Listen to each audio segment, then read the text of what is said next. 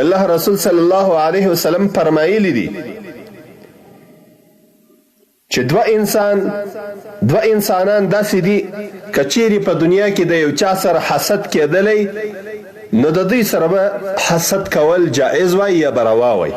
لا حسد الا فی اثنتین، حسد نستا مگر د دو انسانانو سره چې دیته بیا حسد نه وای غیبته ورته ویل کیږي. یا د حدیث شریف معنا دا ده کچيري حسد روا وای نو له دغه دو انسانانو سره به حسد سوی وای. یو هغه انسان چې الله تبارک وتعالى ودته مال ورکړی دی دغه مال د الله جل جلاله په دین کې مصرفوي. رجل اتاه الله مالا فسلته على هلاكته في الحق، مال الله تبارک وتعالى ورکړی دنیا الله تبارک وتعالى ورکړی ده دغه مال او دغه دنیا د الله جل جلاله په لار کې مصرفوي.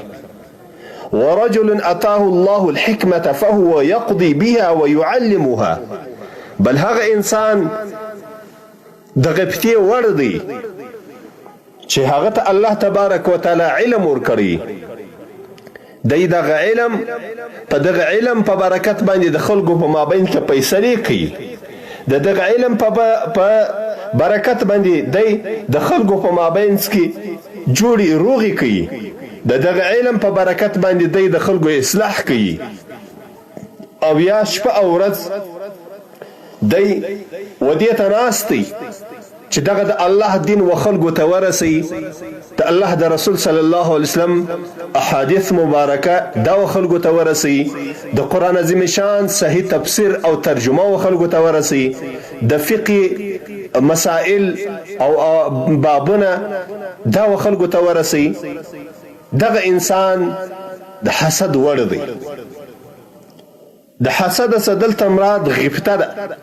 غیبته دې ته وایي چې انسان د یو چا یو ښه شی وویني او بیا دا ووایي چې الله جل جلاله دې د ده روزي کړي، خو الله جل جلاله دې ماته هم دغه نعمت راکړي چې زه د الله د دین دا رقم خدمت وکړم.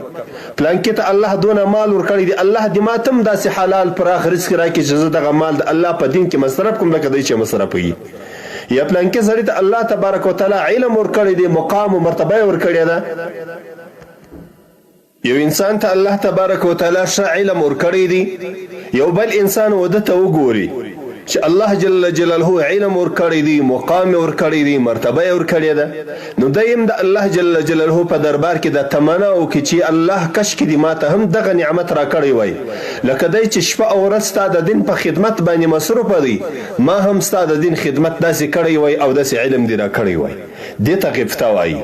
نو د حدیث شریف دغه حدیث شریف روایت چې بخاری او مسلم دواړو کړی دي لا حسد الا فی اثنتین، د دې دوی معناوي سوي. یو معنا دا ده لا حسد الا فی اثنتین، حسد نسته یعنی حسد نه دی جائز. کچيري جائز او روا وای نو په دادو شانو کې بوای. او یا معنا دا سو لا حسد الا فی اثنتین، حسد دلته په معنا سره د غیبته دی. حسد نسته مگر د دو انسانانو سره حسد چې په معنا سره د غیبته دی. غیبته روا ده. هغه انسان چې الله تبارک وتعالى مال ورکړی دی د حق په خدمت کې مصرفوي. دویم هغه انسان چې الله تبارک وتعالى د اهل العلم ګرځولې دي، ذو علم ګرځولې دي، ته په دغه علم په برکت باندې د خلکو اصلاح کوي. دغه انسان سره غیبته کول دغه انسان د غیبتې لایق دی چې سړی غیبته ورسره وکړي.